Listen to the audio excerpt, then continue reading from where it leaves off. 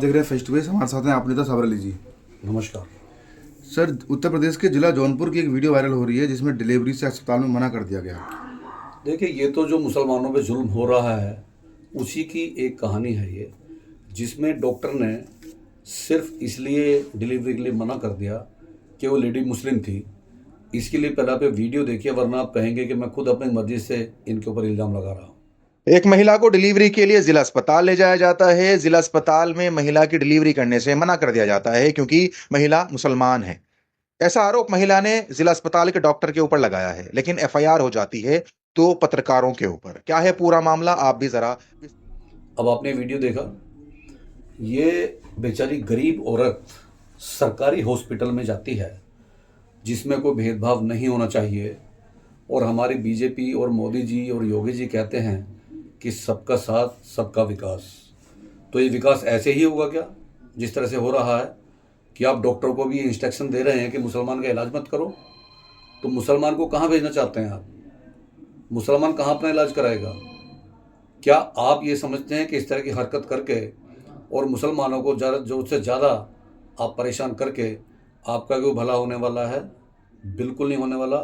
आपका भला नहीं, उल्टा बुरा होगा, क्योंकि देश के हिंदू और मुसलमान दोनों आपकी राजनीति को समझ चुके हैं और आपके झांसे में अब आने वाले नहीं हैं।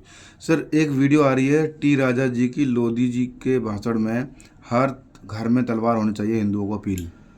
देखिए, ये जो बकवास करते हैं ये नेता, ये सारे बीजेपी के गुर्गे होते हैं। इनको ये पूछो आप कि हर घर में तलवार रख के आप किसको मारना चाहते हैं। पहले आप इनकी भाषा सुनिए, क्या भाषा का इस्तेमाल कर रहे हैं।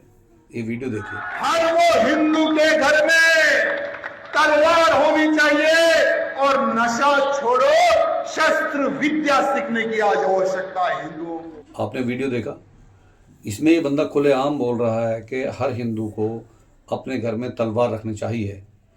अगर कोई मुसलमान ऐसा बयान दे देता तो तलवार तो क्या, उसके घर में अगर सब्जी काटने वाला चाकू भी होता तो उसको गिरफ्तार कर लिया जाता कि आपने गलत टिप्पणी की थी और आपके घर से हथियार बरामद हुआ है, और वास्तव में उस चाकू का तलवार बना ही देते। क्योंकि इस वक्त जो प्रशासन काम कर रहा है वो योगी जी के दबाव में काम कर रहा है यूपी में, और मुसलमानों के खिलाफ काम कर रहा है।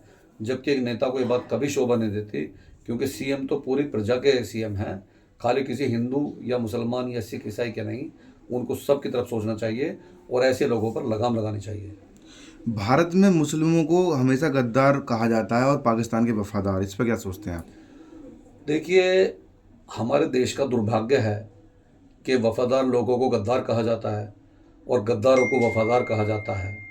इसके लिए पहले आप वीडियो देके फिर हम बात करेंगे। पाकिस्तान के लिए जासूसी करते हुए ऑन रिकॉर्ड जितने लोग पकड़े गए हैं उनमें ज्यादातर 90% हिंदू हैं, और हिंदू में भी 90% अपर कास्ट हिंदू हैं, और उनमें आधे से ज्यादा आरएसएस से जुड़े लोग मिलेंगे। आपने वीडियो देखा, ये जो 11 लोग अपने देश के साथ गद्दारी कर रहे हैं और पाकिस्तान के लिए खुफिया जानकारी हमारे हिंदुस्तान के भेज रहे हैं, गद्दार ये लोग हैं, असली देशद्रोही ये लोग हैं। इनमें एक भी मुसलमान हो तो आप बताइए। ये टोटल हिंदू हैं, लेकिन इनके ऊपर कोई एक्शन भी नहीं होगा। और जो हमारी दलाल मीडिया है वो तो कभी नहीं दिखाएगी इनको, क्योंकि उनको मालूम है कि हमें बीजेपी के फेवर में और मोदी जी के फेवर में ही बोलना है। वरना अगर इसमें एक भी मुसलमान होता तो 10 को हटा दिया जाता, उस एक को मोहरा बना के और पूरे टीवी चैनलों पे दिखाया जाता। लेकिन हमारे देश का सबसे बड़ा दुर्भाग्य यही है कि हमारे देश की मीडिया भी बिकाऊ है और नेता भी बिकाऊ हैं, इसीलिए चर्चा कहीं पर नहीं है। वरना ये 11 के 11 जो अरेस्ट हुए हैं, इनके खिलाफ तो केस भी नहीं चलना चाहिए, इनको सीधे फांसी दे देनी चाहिए कि देश के असली गद्दार यही हैं, देशद्रोही हैं, इनको बख्शना नहीं चाहिए। लेकिन ऐसा नहीं होगा, ये भी हम जानते हैं। एक और वीडियो वायरल हो रही है कि हिंदुओं हर घर में तलवार खरीदो, इस तरह की अपील कर रही जा रही है। देखिए, अब ये और करेंगे क्या? बीजेपी ने जिस तरह से इन लोगों के हाथों में लाठी डंडे हथियार थमा दिए हैं, तो वही भाषा बोलेंगे ना जो बीजेपी की भाषा होगी।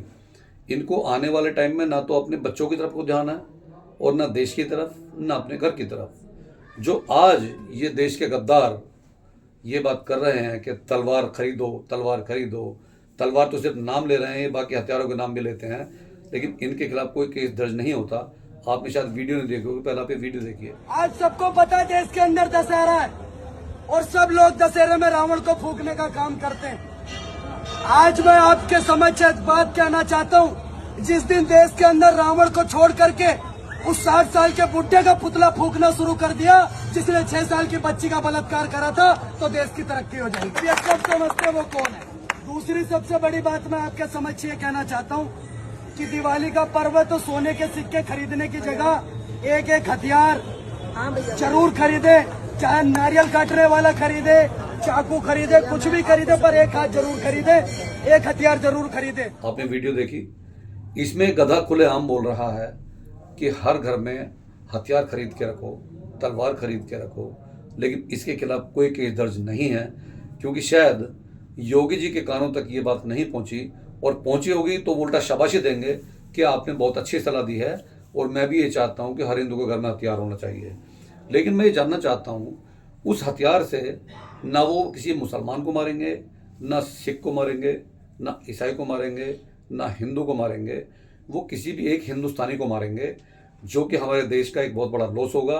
और हमारा देश डे बाय डे बिल्कुल नीचे जा रहा है क्योंकि बच्चे पढ़ेंगे लिखेंगे नहीं और लाठी डंडों से ही बात करेंगे, और आगे आने वाले टाइम में इनका यही बिजनेस बनने वाला है कि जान बचानी है तो हमको पैसे दो वरना हम आपको मार देंगे।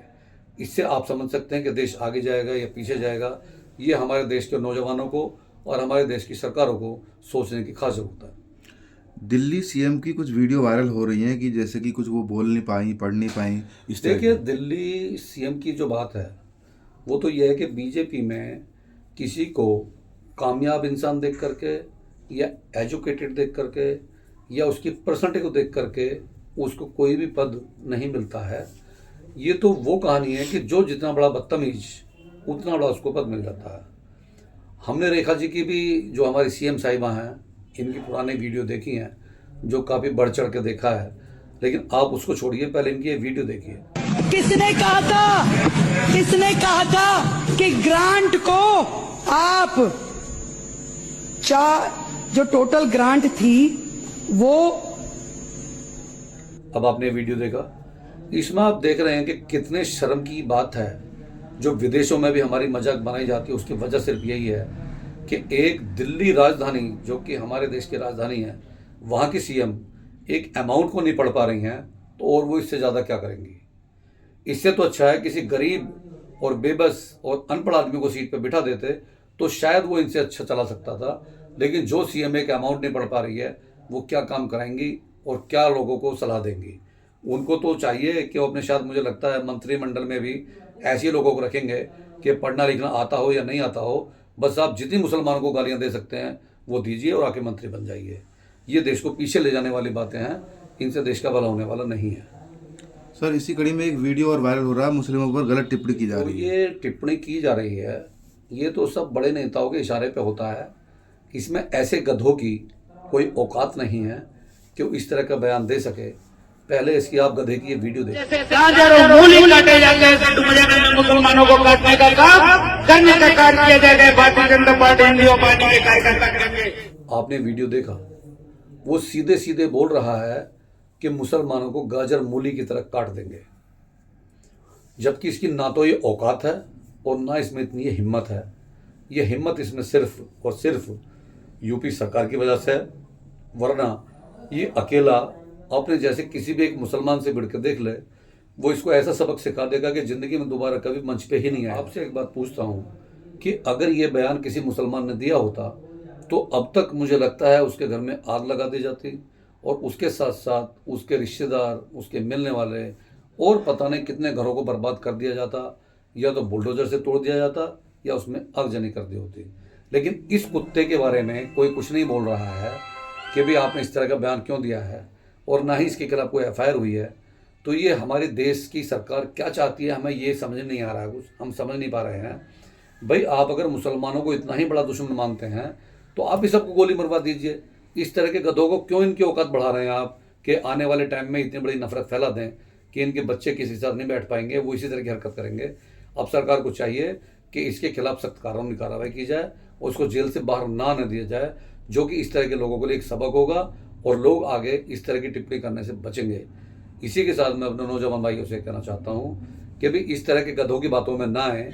ये सिर्फ देश को लड़वाना जानते हैं लोगों को, और इसके साथ में लड़ने में इनका भला होता है, क्योंकि वही एक इनकी इनकम बची है।